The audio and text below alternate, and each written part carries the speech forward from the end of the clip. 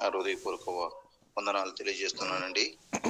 ఈ యొక్క Google meet ద్వారా మరొకసారి దేవుడు నాకు ఇచ్చిన అవకాశం బట్టి ఆ దేవునికి స్తుతులు స్తోత్రాలు చెల్లిస్తున్నానండి. ఈ దిన వాక్య భాగంలోకి మనం వెళ్దాం. కీర్తనలు 43వ దావీదు కీర్తన 1 నుంచి 3 వచనం వరకు మనం చదువుకుందాం. కీర్తనలు 43వ దావీదు కీర్తన 1 నుంచి 3 వచనం వరకు చదువుకుందాం.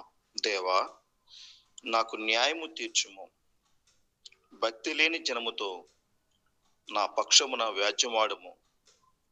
కపటము కలిగి దౌర్జన్యము చేయవారి చేతిలో నుండి నీవు నన్ను విడిపించుదువు.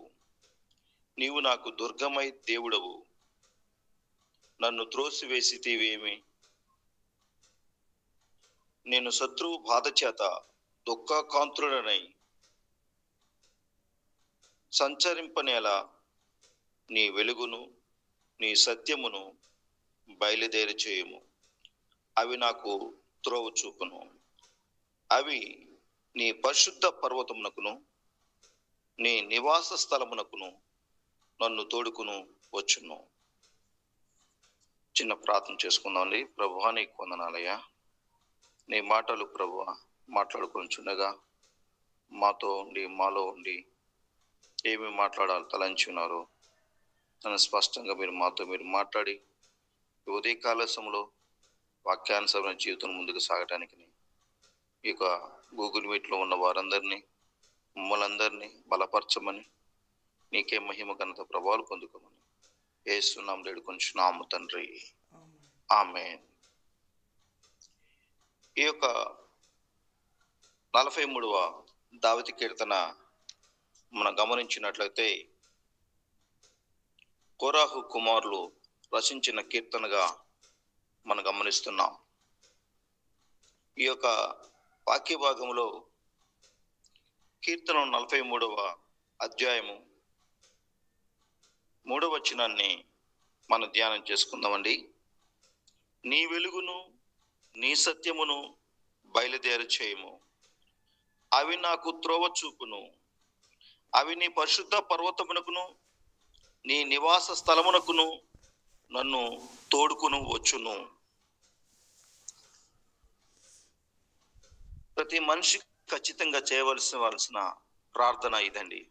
ఈ 2025వ సంవత్సరంలో అడుగుపెట్టి మరి ఈ యొక్క 14వ తారీఖున దేవుడు మనల్ని ఉంచినందుకు దేవాదేవునికి స్తుతులు స్తోత్రాలు చెల్లిస్తున్నామండి. ఖచ్చితమైన ప్రార్థన మనం చేయాలి. దేవుని వెలుగు సత్యము మనల్ని పరలోకానికి చేర్చగలిగే విధంగా ఉంటుంది. దేవుని వెలుగు సత్యం మనకు ఈ నూతన సంవత్సరంలో మంచి త్రోవగా చూపుతూ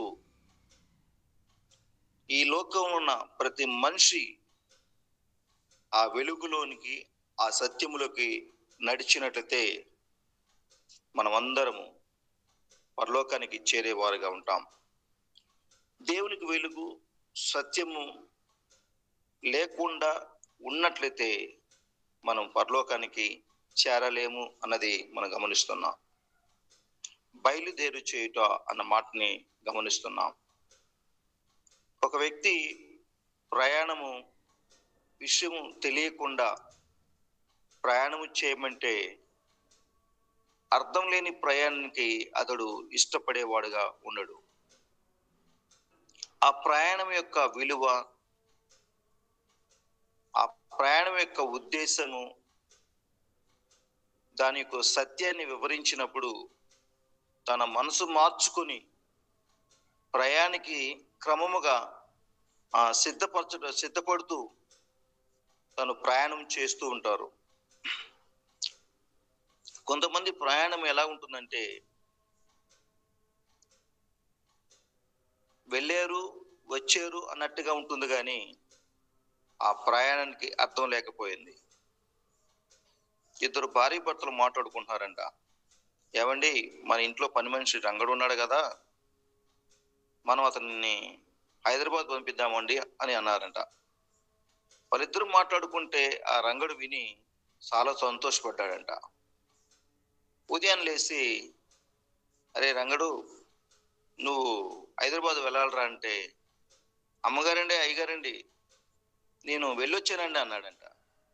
ఎప్పుడు వెళ్ళొచ్చావురా అంటే, వీళ్ళిద్దరూ రాత్రి మాట్లాడుకుంటుంటే నేను వెళ్ళొచ్చానని అన్నాడంట.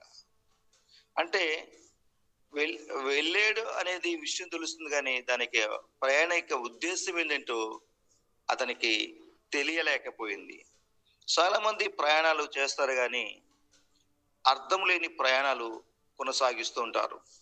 కానీ కొంతమంది ప్రయాణం చేస్తే ఎంతో ఉద్దేశపూర్వకంగా ఒక ప్రణాళికతో వారు ఏ ఉద్దేశం మీద ప్రయాణం చేస్తున్న గుర్తించి వారు ప్రయాణానికి సిద్ధపాటు కలిగి ఉంటాడని మనం గమనిస్తూ ఉంటున్నాం.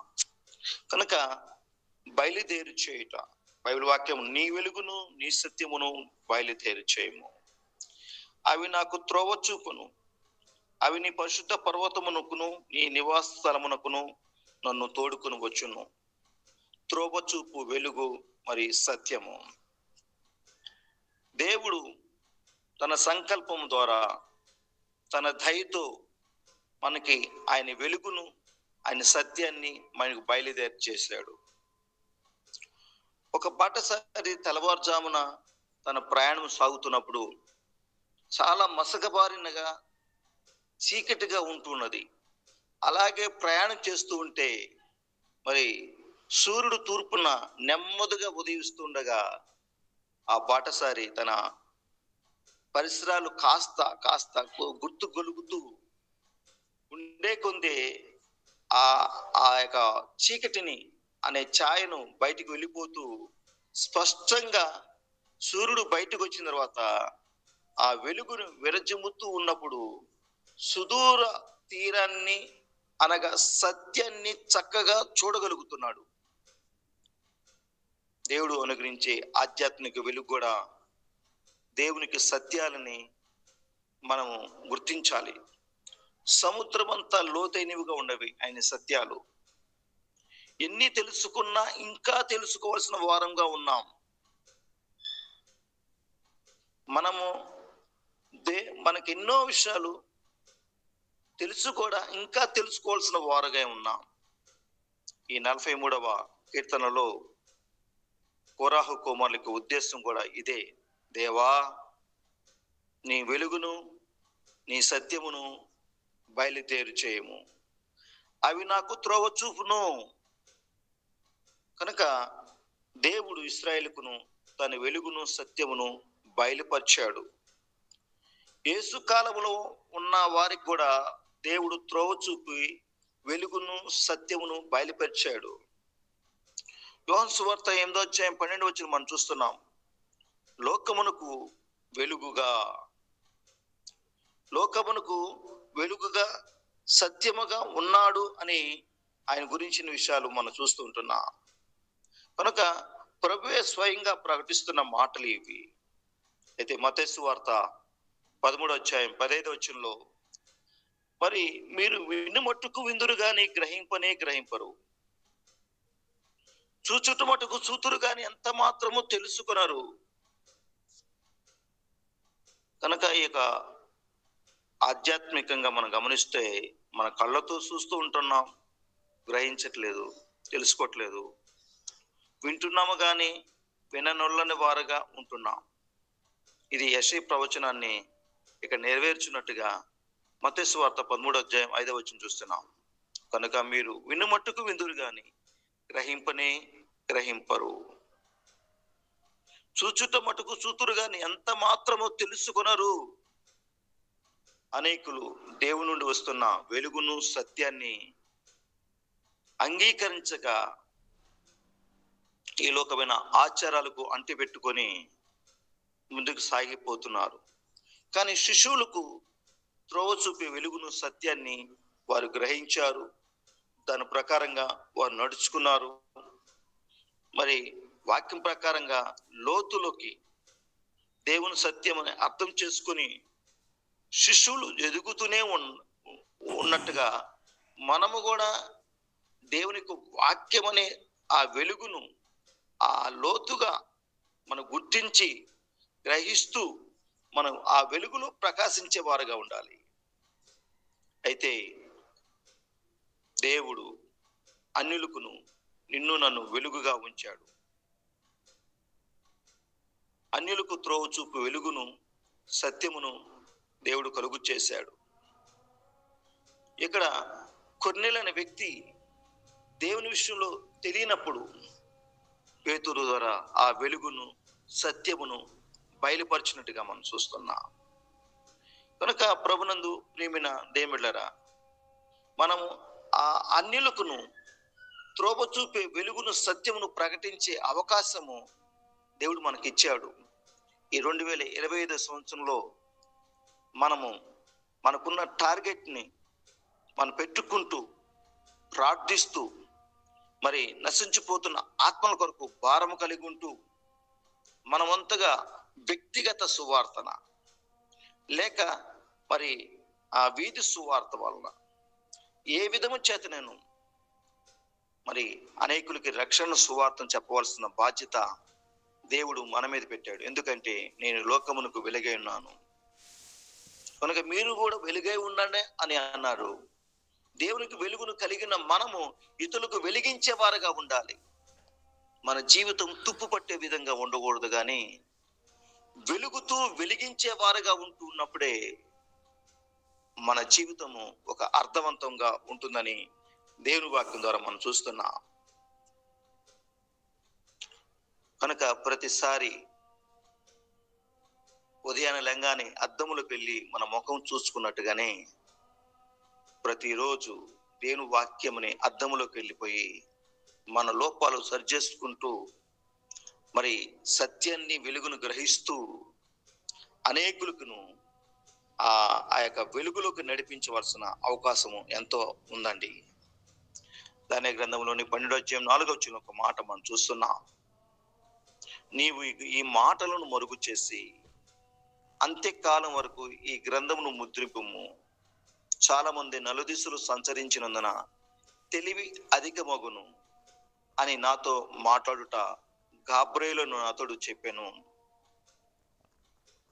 ఈ యొక్క లేఖనాలు ఈ అంత్య దినాల్లో జ్ఞాన అభివృద్ధి చెందే విధంగా ఉంది కాబట్టి, ఈ యొక్క చివరి దినాలలో మనం ఉన్నాం కాబట్టి అనేకులకి తెలియచేస్తూ అనేకులను నడిపించవలసిన బాధ్యత మన మీద ఉన్నది.